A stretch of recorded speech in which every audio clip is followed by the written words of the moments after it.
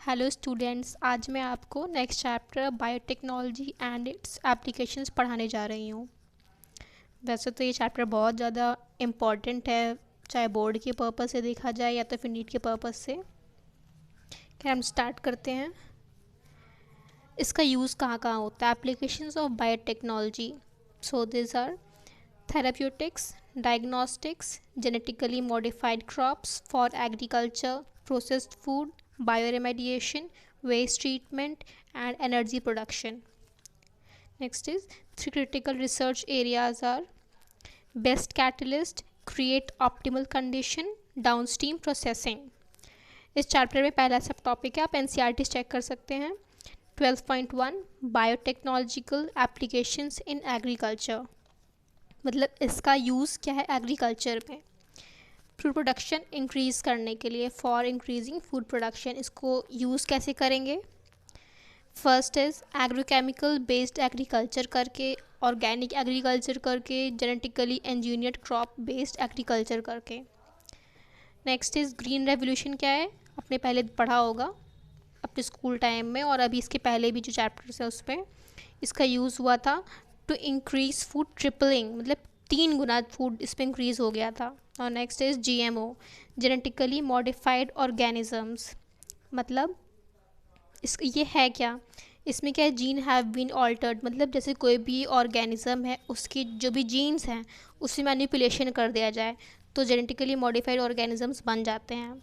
इसका यूज़ क्या है, made crops tolerant to abiotic stress, yes, made crops tolerant to abiotic stress, मतलब abiotic stress क्या क्या होते हैं, जैसे कोल्ड हो गया, drought, salt, heat. Chemical pesticides का यूज़ कम करने के लिए। पोस्ट हार्वेस्ट लॉस, मतलब जब क्रॉप्स वगैरह कट करके आती हैं घर पे या गांव वगैरह पे तो उसके बाद बहुत बार लॉस होता है, तो उसको कम करने के लिए। न्यूट्रिशनल वैल्यू इंक्रीज़ करने के लिए, एग्जांपल गोल्डन राइस जिसमें विटामिन ए कंटेंट होता है, ज़्यादा होता है काफ़ी। नेक्स्ट इज़ बीटी टॉक्सिन, ये होता किस में है, bacterium bacillus thuringiensis। BT toxin insect group specific होता है। इसको यूज़ करके हमने, मतलब इस जीन को हम लोग यूज़ करके बहुत सारी चीज़ें बनाई हैं, example BT cotton, BT corn, BT rice, tomato, potato and soybean etcetera. BT का यूज़ होता है इंसेक्ट्स किल करने के लिए, like lepidopterans, tobacco budworm, armyworm. Coleopterans में होते हैं beetles, dipterans are flies and mosquitoes, sorry spelling गलत है। दिन बीटी है क्या, बीटी प्रोटीन क्रिस्टल है जिसमें होता है टॉक्सिक इंसेक्टिसाइडल प्रोटीन। अब why does this toxin not kill the bacillus, ये जो टॉक्सिन है खुद उसी बैक्टीरिया को क्यों नहीं मारता, क्यों, because BT toxin protein exist as inactive प्रोटॉक्सिन्स।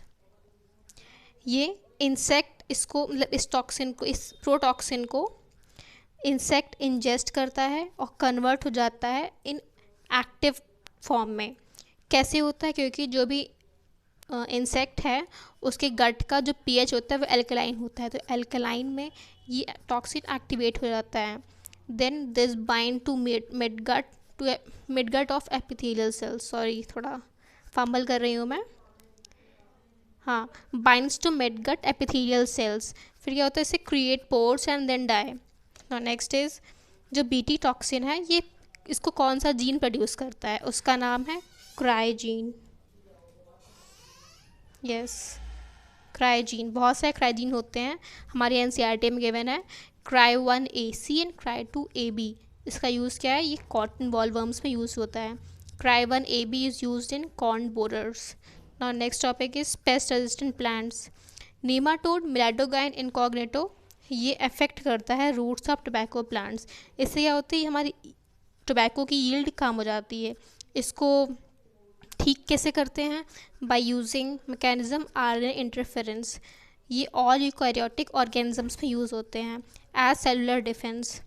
इसमें मैकेनिज्म क्या होता है, इसमें silencing of specific mRNA due to complementary double standard RNA, ये होता है। In this, introduction of DNA was such that it produced both sense and antisense RNA in host cells. Now next sub topic is biotechnological application in medicine. पूरे world में 30 recombinant therapeutics बनाई गई हैं अभी तक, but in India only 12 of these are presently being marketed. सिर्फ 12 ही हैं जो भी मार्केट में आती रहे। The next topic is genetically engineered insulin. Insulin आपने काफ़ी सुना होगा। इंसुलिन यूज होता है डायबिटीज़ में। ये पहले जो है इंसुलिन जैसे होता है ना, इंसुलिन हम डायबिटीज़ में चाहिए होता है, आपको बाहर से प्रोवाइड करना होता है। तो पहले इंसुलिन हम लोग लेते थे pancreas of slaughtered cattle and pigs, but इससे बहुत बड़े लोगों को एलर्जी हो जाती थी। इंसुलिन में 2 शॉर्ट पॉलीपेप्टाइड चेन से मिलकर बना होता है। Chain A and chain B दोनों जुड़ी होती हैं डाइसल्फाइड ब्रिजेस से।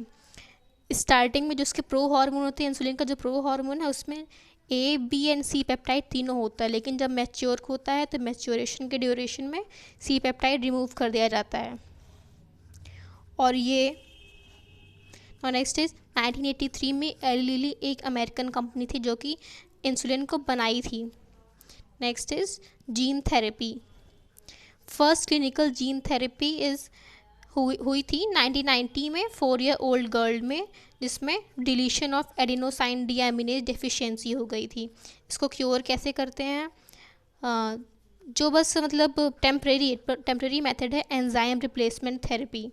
इसमें क्या होता है, फंक्शनल एडिनोसाइन डीएमिनेज को कॉम्प्लीमेंट्री डीएनए से, इसका जो कॉम्प्लीमेंट्री डीएनए है उसको लिम्फोसाइट्स में डाल देते हैं यूजिंग रेट्रोवायरल वेक्टर।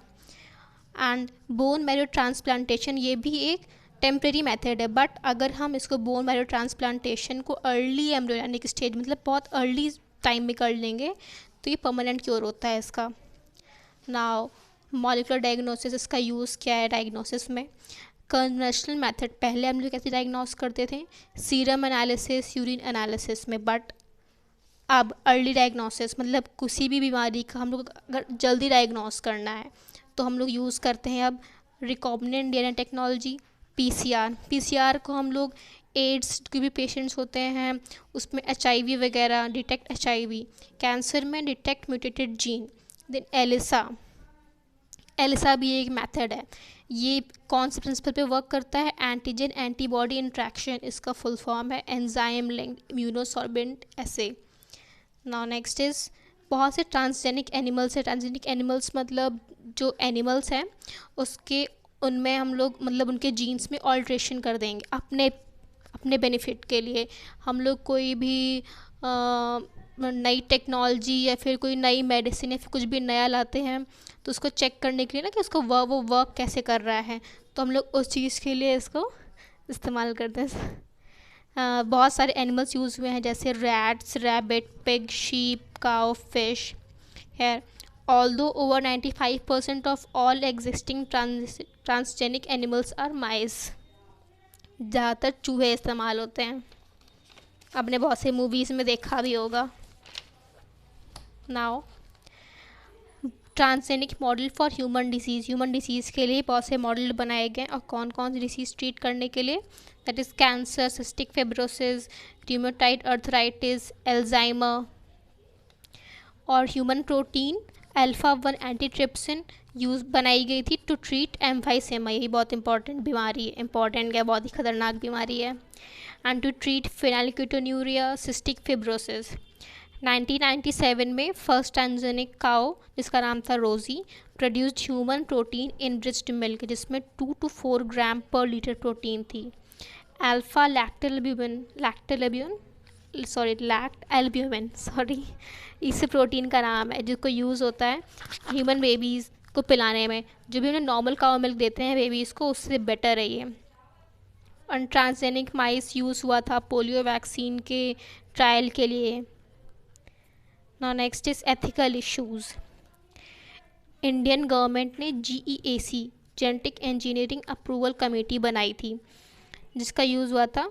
इसको बनाई क्यों गई थी? To check validity of GM research and safety of introducing GM organism for public services.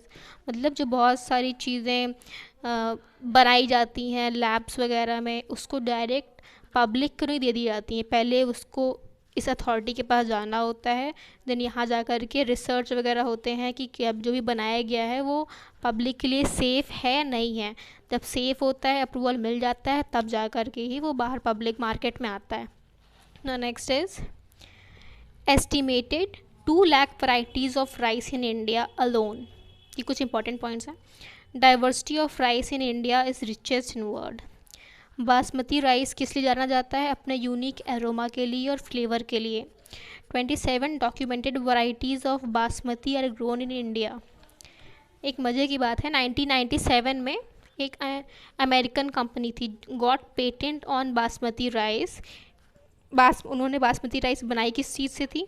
उन्होंने इंडियन बासमती को semi draft variety of rice जो भी उनकी वहाँ रही होगी उससे उन्होंने क्रॉस कर दिया, और उस पर उन्होंने झूठ से मतलब चालाकी से उन्होंने उस पर पेटेंट ले लिया।